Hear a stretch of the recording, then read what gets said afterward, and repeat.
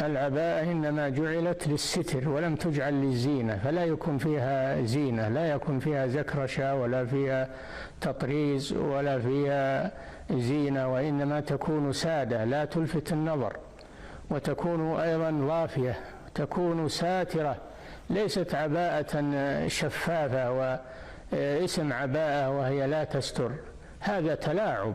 العباءة إنما هي مثل الملاءة ومثل الجلباب، تكون ضافية وتكون ساترة وتكون فضفاضة وواسعة، تستر ما تحتها من زينة الثياب. هي القصد منها أنها تستر الزينة الظاهرة، تسترها إذا خرجت، ولا تضعها على كتفيها، إنما تضعها على رأسها، فتكون من رأسها إلى عقبها لتستر جميع جسمها وتحتشم بها. فهذا هو شأن